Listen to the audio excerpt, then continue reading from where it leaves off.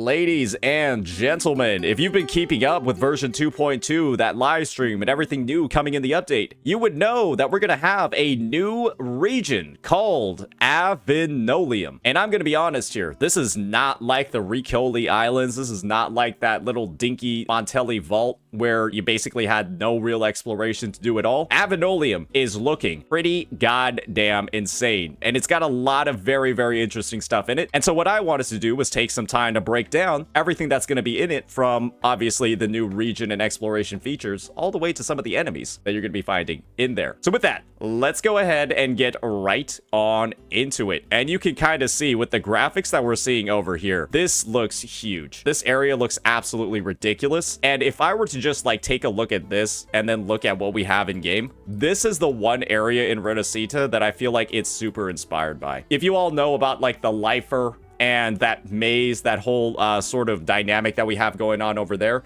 you would know that, boy oh boy, the architecture is pretty inspired by a lot of the stuff that we're going to be seeing over here. And so maybe I'll take like a bit of a flying route and we can kind of see what I'm talking about over here. This is what I think Avanolium is kind of going to look like as a whole. And this is one of, in my opinions, one of the most well-designed areas that we have in 2.0. Very Elden Ring-esque. And so with that in mind, you can kind of see what I'm talking about over here. A lot of people have been saying this reminds them of Avinoleum from Dark Souls. And so hopefully, it's going to have that same sort of vibe. So, once the theological seminary of Renacita, it now rests in the boundless expanse of clouds, so all the way up in the sky. It once recorded Renacita's glory and grandeur, along with countless unspeakable secrets. So, we all know that this patch is really focused on Imperator, the Sentinel, discoveries, and hopefully, you know, some big story twists. So, already getting a teaser there. When it comes to the area events, we're going to have Winds of the Past, which is going to be a brand new exploration one. And I gotta say that the rewards for this, while they do look good at first glance, I do feel like there's something missing over here. We're going to be getting 500 Astrite, which is pretty good just for an exploration event, a bunch of experience, and then some Seaside Cendrellis, which is going to be the Ascension Mat for Cantarella. One thing that I feel like is missing over here that I feel like should have been in is actually tuners. And so hopefully we're going to be seeing some more tuners in pretty much every single event, because we're starting off with one that feels like it should have them. And we all know that tuners, if you are, you know, upgrading your echoes, you know, using like the +5, +10, and then dumping them before they turn bad, tuners kind of turn into the main bottleneck for your echo experience, your echo upgrading. And so that's kind of like the one item that most players feel like they need the most. Moving on, we got the Avanolium Travel Atlas, the featured exploration event. And of course, devs listened. Devs listened in the span of about 5 seconds with me just reading down the page, because the only rewards we're going to be getting from this event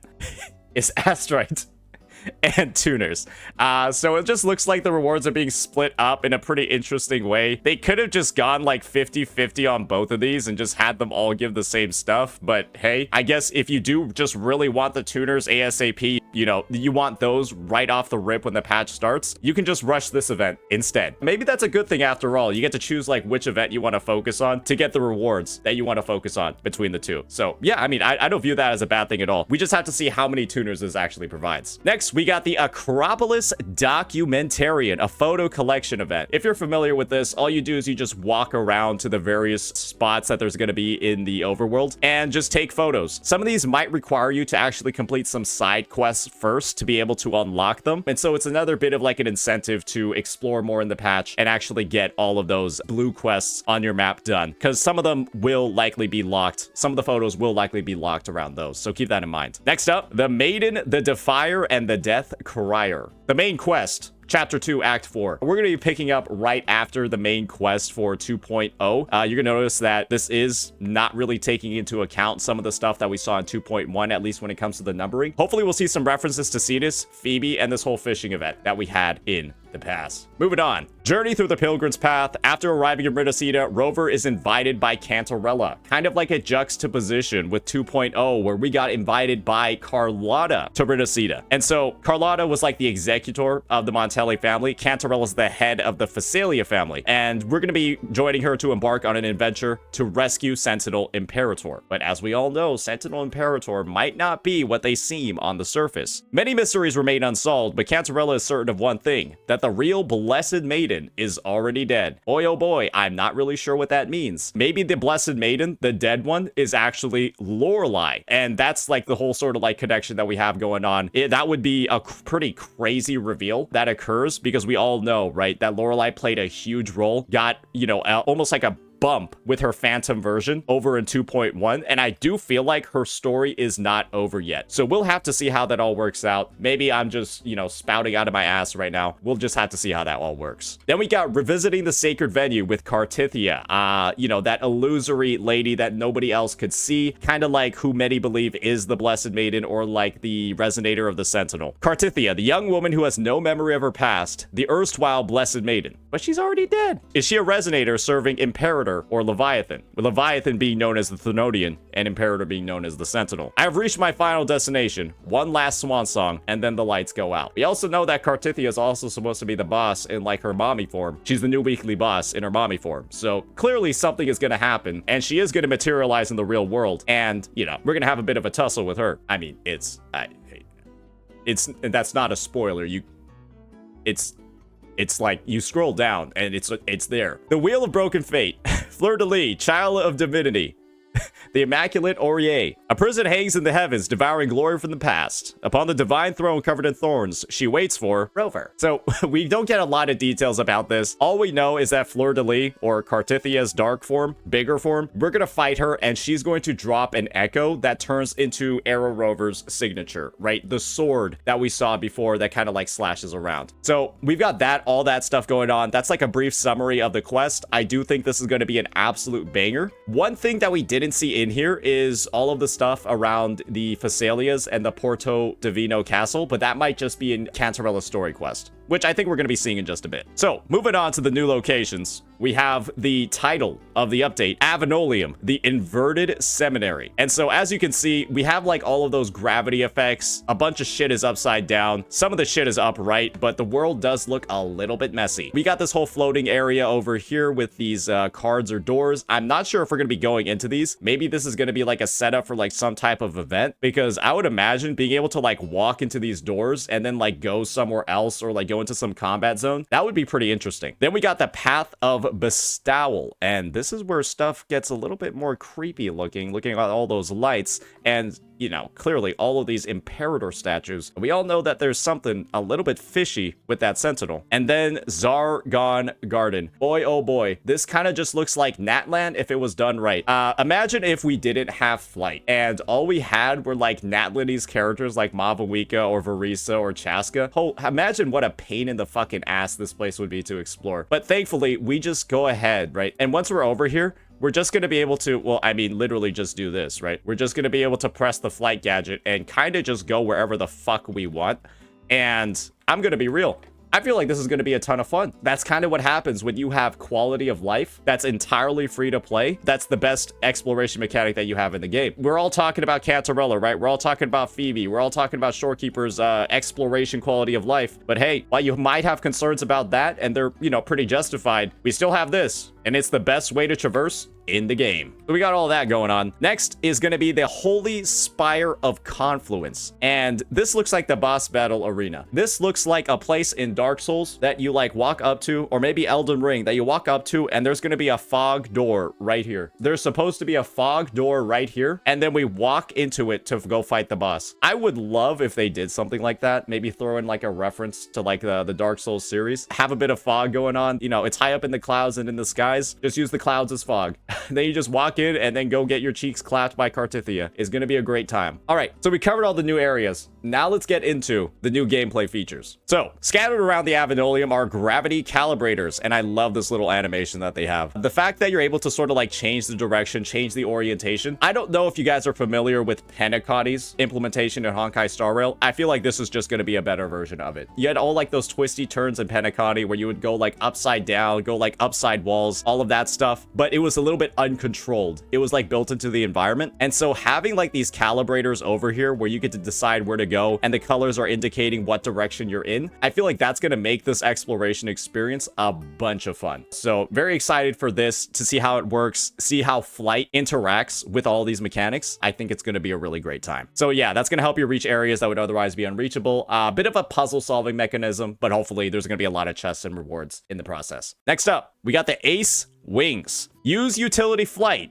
to chase and capture light sparks along the wind trail. And so imagine that this is like sort of all of like those flight challenges that we had before, except now they're being fully built into the exploration. They're probably resulting in some rewards, and they might like unlock some shortcuts for us across the new area. And as you can see, right, flight is fully integrated, fully available in this region. And when you see like everything that's available, all the different spots you can go, oh my gosh, like it's gonna feel so fluid, but you're still gonna have to like get on the ground, get into the nitty gritty to explore like all of the areas inside of the buildings. Unless you're one of those freaks that uploads like that flight gameplay footage, you know, where you're like going underground, then maybe you'll just be flying everywhere here. But yeah, having that mix of like ground exploration and flying stuff, gonna be awesome. Next up, flash dodge. I'm gonna hate this. I don't know what it is, but when I'm like playing Wuthering Waves in third person, there's just something going on where once I go into like the ARPG camera or like the MOBA camera, I'm like not able to play the game properly anymore. This is very similar to the whole like Vitrium Dancer puzzles that we had before, but it does look actually easier. It does look significantly easier than the Vitrium Dancer ones. And I'm not gonna lie, I thought that those were like kind of hard. Those were like a little bit difficult. So glad that the devs are listening over here and helping out some skill issue unks like me. Now we got boat racing. I feel like they put this event in just to show how slow Cantarella actually is compared to the gondolas, because I'm not gonna lie, motherfucker is zooming. Rachel is going so fast here, it's almost unbelievable. I can't imagine the number of people that are literally going to crash out losing control of this boat. And hey, it looks fun. I'm not gonna lie, it already looks more fun than the co-op event, because you know, you're kind of just, you can't worry about other people screwing you over. It just looks like, you know, a very simple looking obstacle course, and you know, it'll be a nice break from all of the combat. I don't really see anyone that's gonna like dislike this too much, and it looks like it's gonna be over pretty fast. It doesn't look, you know, too incredibly absurdly challenging. Maybe there'll be some people that just pull Cantarella and then try to use her instead of the boat for this, and then we'll just have to see how those results go. Next, we got Cloud Platformer, and boy oh boy, this was something that I don't think they showed at all during the live stream. This looks pretty badass, giving me vibes of the Ling Yang story quest. We're going to be using a bunch of different exploration gadgets, things like the tethers, things like the little boosts that we get from those manta rays, and then just going from a platformer angle point of view, and then I guess just like going through those doors that I was talking about before and teleporting to random spots. So a lot of difference, a lot of variety in the gameplay that we're going to be seeing over here. This is what I do believe Kuro was talking about when it comes to mini games and their implementation, because as a whole, right, we remember that Kuro in the end of the 2.1 survey was like talking about mini games, and you could view all of these, yeah, pretty much everything from Ace Wings onward as kind of like strictly a mini game that's being built into exploration. But I do think that with how they did these mini games in 2.0, you know, like things like the Vitrium Dancers, the Lottie Lost puzzles, all of that, it was pretty well done. And I don't feel like there should be, hopefully, too many complaints about it, because it seems to be pretty seamlessly built into the overall exploration. So that's looking great. That's going to be all of the new features that we have access to right now. There's one last thing that I wanted to cover when it comes to Avanolium, and that is, of course, something that I teased before, and that's going to be the echoes that we're going to be finding in the region, because boy oh boy, there's a lot of really interesting stuff over here that I don't think a lot of people have covered in detail yet, and that is all of the new small and medium-sized echoes in Renacida, which we're going to find in Avanolium, and the effects that they're going to have. So first things first, I want to talk about probably the most exciting part about this echo update, and that's going to be the Giga Chad Capitanius.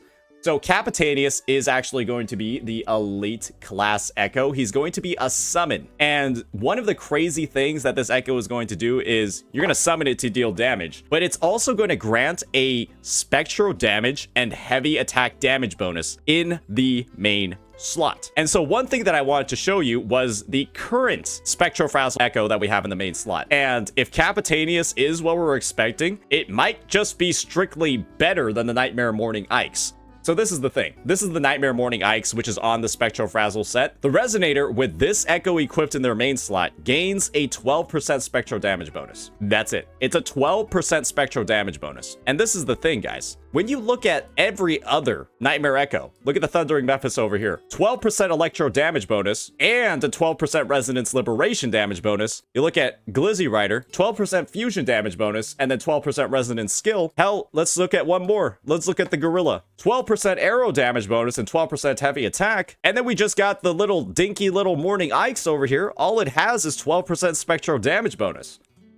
The flip side is that the Morning Ikes does deal more damage, relatively, because it's got this 273.6% nuke that will double if the enemy is affected by Spectrofrazzle. That's kind of like the trade-off over here. But it does look like Capitanius is going to be the other side of the equation, where he's going to have a higher passive bonus, but probably a lot less damage on the active skill. And I do feel like most people will probably prefer the higher passive damage bonuses and then less damage on the active skill, because it, you know, it might end up calculating out higher in the long run, especially with how some people might occasionally forget to use their echo skills, and there's no way to forget to use a passive bonus. So this one looks fun. This one looks great. I do believe that it's going to be on the Eternal Radiance set. It could also be on the Celestial Light set, but 1,000,000% this is designed for Eternal Radiance. If it's not on Eternal Radiance, you can you can yell at me, but I'm pretty sure this is specifically designed for Phoebe because her main damage type is heavy attack, and there's not really any other spectral characters in the game that focus on heavy attack. So Eternal Radiance does sound like